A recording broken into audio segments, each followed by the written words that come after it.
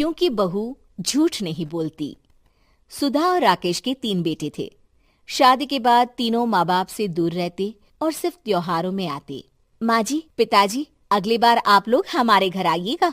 अरे नहीं बहू, सब यही आ जाते हैं तो घर खिला खिला लगता है। हाँ बहू, तू हमेशा बुलाती है तो जरूर आएंगे तेरे पास भी। हाँ हाँ, दीदी का घर बड़ा जो है, सब कुछ आपने शादी के बाद दीदी को ही तो दे दिया था। हमें भी दिया होता तो हम भी बड़ा घर लेते। क्यों सुनील? अरे नहीं नहीं, पापा ने सबको एक बराबर ही दिया है। छोटी बहू, क्या चाहिए तुम्हें, बोलो।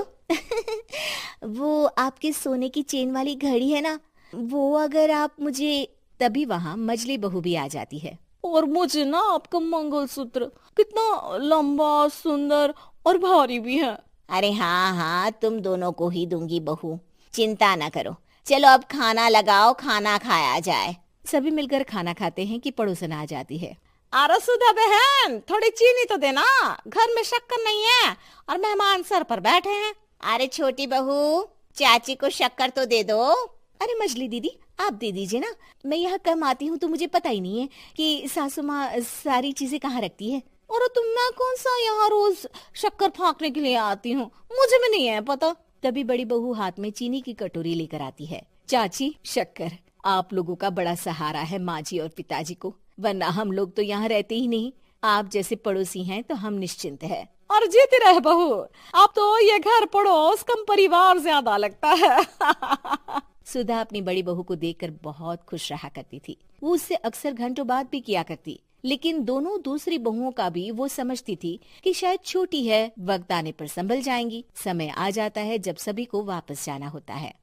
माँ जी, हम लोगों की फ्लाइट पहले है, हमें इजाजत दे। वो सास के गले लगकर चली जाती है। थोड़ी देर बाद छोटी बहू कहती है, माँ जी, मैं ना ये सोफे के कवर और चादरें ले जा रही हूँ, यहाँ तो ऐसी ही पड़ी रहेंगी। हाँ हाँ बहू, ले जा, और कुछ चाहिए तो बोल। और तो चाहिए बहुत कुछ, पर चलिए कोई बात नहीं, अगली बार ले जाऊंगी मैं। ऐसे ही मंजली बहू भी घर का बहुत सारा सामान ले जाती है। सभी के जाने के बाद सुधा राकेश से कहती है, घर कितना सूना लग रहा है ना। हाँ, और खाली भी। तुम्हारी दोनों बहुएं सब बटोर गई। अरे ठीक है ना, हम दोनों ही तो हैं, कितना सामान लगेगा, फिर उन लोगों की नई गृहस्थी, इतना मत सोचा करे। समय बीतता है। ऐसे ही हर साल त्योहारों में सुधा और राकेश के बच्चों की बहू आते और जाते वक्त ढेर सारा सामान पैक कर कर ले जाती। लेकिन कुछ ही सालों में सुधा का देहांत हो जाता है। पिताजी, आप यहाँ अकेले क्या करेंगे? हम लोगों के साथ चलिए। अरे नहीं नहीं बहू, इस घर में सुधा की यादें हैं, मैं उसे नहीं छोड़ सकता हूँ। अब तुम लोगों की माँ नहीं रही। देख लो, वैसे तो मैंने उसके जीते जी सब कुछ दे दिया है, लेकिन कुछ उसका पर्सनल कीमती सामान था जो ये है, ले लो। सामान में होती है एक घड़ी और एक मंगलसूत्र। माँ जी ने कहा था कि वो ये घड़ी मुझे देंगी। हाँ हाँ, पिताजी, माँ ने सबके सामने ये घड़ी सरिता को देने के लिए कहा था। उठा लो सरिता माँ की घड़ी। अब क्या था, छोटी बहू फट से घड़ी उठा लेती है। और पिताजी, ये मंगलसूत्र तो माँ ने मुझे ही देने को कहा था, याद है ना? वो सभी की ओर इशारा करती है। तू भी ले ले ये हार बेटा, कोई बात नहीं। मंजली फटाक से हार उठा लेती है। ससुर बड़ी बहू की तरफ देखते हैं। तुझे क्या दूं बेटा? पिताजी, माँ ने एक चीज मेरे लिए भी रखी है।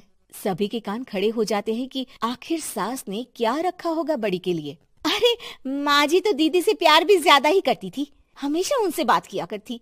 जरूर कोई बड़ी और अपनी प्रिय चीज दी होगी दीदी को। और देख लेते हैं ना, वरना तो हम भी बराबर का बंटवारा करेंगे। हाँ हाँ, कर लेना बंटवारा। लेकिन बड़ी बहू, बताओ तो, सुधा ने क्या रखा है तुम्हारे लिए? अभी तो हम लोग यही हैं पापा जी, जब जाने लगेंगे तो बता दूंगी। बड़ी बहू के मुंह से ये बात सुनकर बाकी दो बहुएं सोचने लगती हैं कि आखिर क्या है जो दीदी को सासू माँ देकर गई हैं। दीदी, ऐसा तो नहीं ना कि पूरे घर का आधा हिस्सा माँ बड़ी भाभी को देकर गई हो? तभी वहाँ ससुर आ जाते हैं। नहीं नहीं, ऐसा कुछ नहीं है। मकान तो तुम तीनों का बराबर से है। देखो, बड़ी बहू से तुम्हारी सास ज्यादा जुड़ी थी, न जाने क्यों घंटों बात किया करती थी। पता नहीं क्या देकर गई है उसे। और ससुर जी, आपको क्या पता, चालाकी से पूरे घर के पेपर में साइन करवा लिए हो, या फिर कोई छुपा गहना। आखिर मकान पूरा तो आपने सासू माँ के नाम ही कर रखा था ना। अब घर में ये सस्पेंस बन जाता है कि आखिर बड़ी बहू क्या लेकर जाएगी। फिर वो दिन भी आ जाता है जब बड़ी बहू के जाने का समय हो जाता है। बेटा, परसों तुम चली जाओगी, बताया नहीं, माँ ने तुम्हें क्या दिया? घड़ी और हार जो बेशकीमती था और तुम्हारी सास को सबसे ज्यादा प्रिय था, उसका तो बंटवारा भी हो चुका है। अब तुम्हारी बारी। हाँ पिताजी, आज मैं ये बात बताने ही वाली थी। माँ ने मुझे उससे भी बेशकीमती चीज दी है और वो है आप। आपसे अधिक प्रिय उन्हें कुछ नहीं था। माँ चाहती थी कि आप मेरे साथ रहें। चलिए पिताजी। बेटा, मेरे पास तो कोई पेंशन भी नहीं है और ना ही कोई प्रॉपर्टी। लेकिन आपके पास संस्कार है पिताजी, जो मेरे बच्चे आपसे लेंगे, तो आपको ले जाने पर स्वार्थ ही है मेरा। चलिए ना पापा।